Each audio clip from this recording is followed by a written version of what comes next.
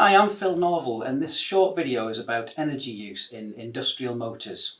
I'm going to give you an introduction to how industrial motors work and some ways to improve their performance to reduce energy costs and cut carbon emissions.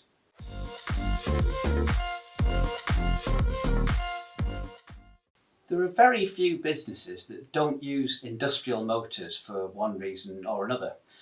They can be very obvious in places like factories where mechanical processes are central to the business's main function.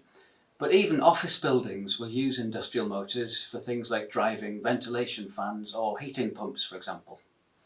Because they're so common and often in use continuously, motors can contribute a significant portion of a site's overall electricity consumption. Unlike other equipment such as lighting and heating, how they use energy is not particularly straightforward though. Usually, however, a little understanding of how motors work and how they perform in different situations can go a long way to managing their energy use. There are several main types of electric motor, but because they're by far the most common, in this video we're going to focus on the three-phase AC induction motor.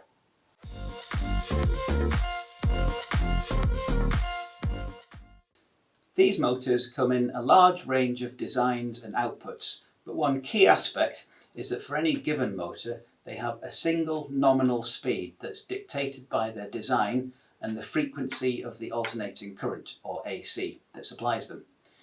Let's take a quick look at the basics of how they work. An AC induction motor uses a metal outer ring called a stator.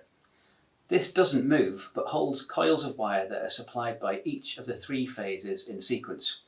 Depending on the type of motor, these three coils will repeat around the stator a number of times. So in this example, the motor has two sets of coils or poles for each of the three phases. When current flows in each coil, it creates a magnetic field.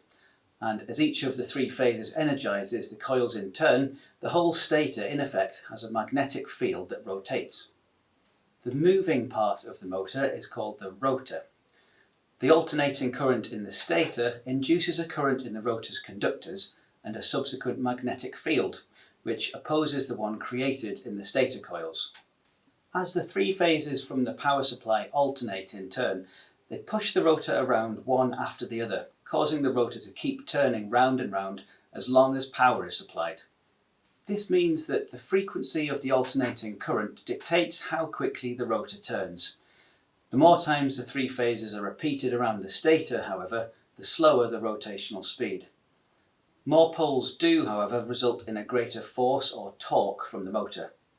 Motors like this are therefore always described in terms of their number of poles, along with their number of rotations per minute, or RPM, for a given frequency of electrical supply, as well as their power output.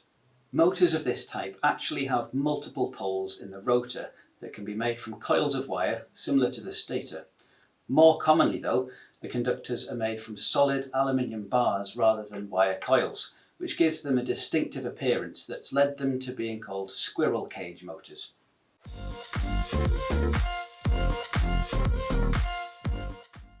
A motor of this type will have a rated output measured in kilowatts, which is related to the torque they deliver from the rotor and their rotational speed. For a motor to operate at their highest efficiency, they should therefore be matched to a task or load that requires this level of power. Because motors have to push against this load, their rotors turn a little slower than the stator's magnetic field. This difference in the rates of rotation is called slip, and it means the rated speed of a motor will always be lower than the synchronous speed of the stator. Motors that have no work to do will still consume some energy, however, and motors that have too much work to do end up with too much slip, meaning that they can ultimately stall. So motors are generally at their most efficient when they operate at their nominal load. A motor that's not matched well to its load can therefore waste energy.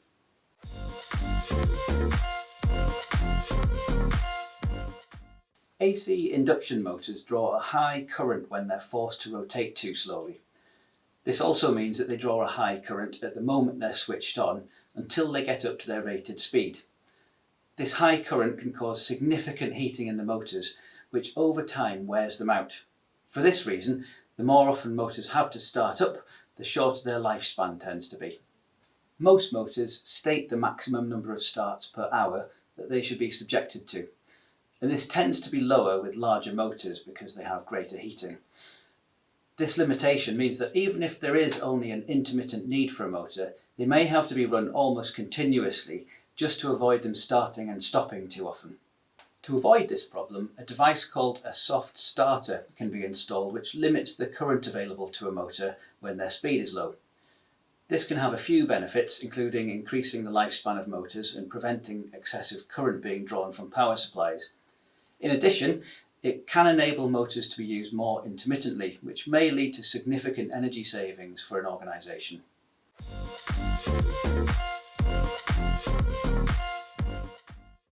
Beyond simply switching a motor on or off in line with demand, it would be much more useful if we could actually vary its speed. Processes could be run more precisely and energy consumption would be only as high as necessary at any point in time. Such a function is possible with a device called a variable speed drive, or VSD. These work by electronically manipulating the frequency of the power supplied to the motor. As we saw before, a motor's speed is directly related to the frequency of the AC. A VSD intercepts the power supply and converts it to a higher or lower frequency to change the motor's speed according to demand. The greatest energy savings from VSDs tend to be when they're used to vary the speed of pumps and fans. And this is because there is often a need to continuously vary the flow of air or liquid, and reducing this flow rate whenever possible can lead to particularly large energy savings. As they have to do work against the drag caused by the liquid or air, the power required by a pump or a fan increases with the cube of its speed. So, for example, if a fan motor speed was reduced by 20%, it doesn't simply reduce power consumption by the same proportion, it actually reduces it by almost 50% of its full speed power. To achieve energy savings like this, VSDs need something to constantly tell them what speed to run at, so some kind of sensor is normally needed to create a closed control loop. In a commercial kitchen, for example, an extraction fan could have its speed controlled by a VSD, which takes readings from a CO2 monitor.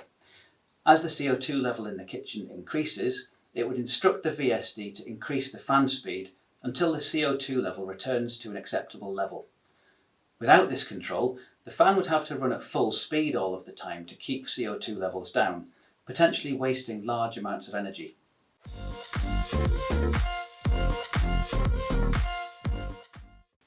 It's not always economical to invest in a VSD for a small motor.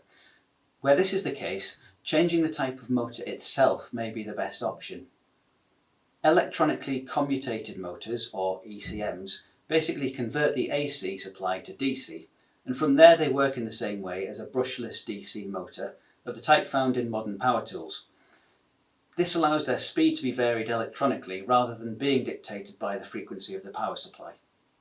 Another type of motor, called a permanent magnet AC motor, may be useful where very precise speed or torque control is needed. They use powerful magnets in the rotor rather than the coils found in induction motors. The power in the stator coils is then electronically controlled to ensure it synchronises with the rotation of these magnets.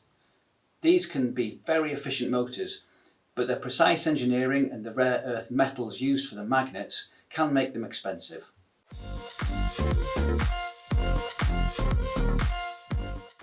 The design of AC induction motors has steadily improved over the years, primarily to improve their energy efficiency. To enable consumers to identify how efficient a motor may be, they are now given one of several distinct energy efficiency class designations. Since January 2017, all new motors with outputs between 0.75 and 375 kilowatts that are supplied in the EU have to meet or exceed energy efficiency class IE3. This also applies in the UK despite its departure from the EU. Regardless of these regulations, it's worth checking the energy efficiency class of any motors being procured, as it can have a major effect on energy consumption. Even a modest improvement in efficiency from one motor to another could give rise to very significant savings accumulating over time, particularly as many motors run continuously day in, day out.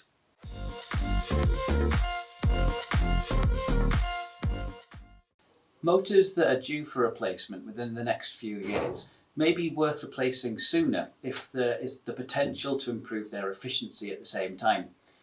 Motors should be reviewed well in advance of their anticipated end of service to work out if or when an efficiency upgrade would be worth doing in terms of the capital cost versus the kilowatt hours it might save. For this reason, a site with a large number of motors should keep a register of them and track both their maintenance records as well as their predicted and measured energy consumption. It's possible to implement an energy monitoring system for individual motors or groups of motors and observe how consumption changes over time compared to the number of hours they've been running. Changes in their consumption could indicate that they're underperforming and are in need of maintenance or replacement. It's also worth checking the operating temperature of some motors. Any motor showing a high temperature may indicate that it's working too hard or in need of maintenance, and also running inefficiently. An easy way to check temperatures is with a thermal camera, where anything unusually hot is very clear to see, especially when two or more similar devices are running side by side. So I hope you found this video useful. You can find out lots more information about industrial motors by downloading our fact sheet. Or if you're interested in any other technologies, we have a number of other videos available. Thanks very much for watching.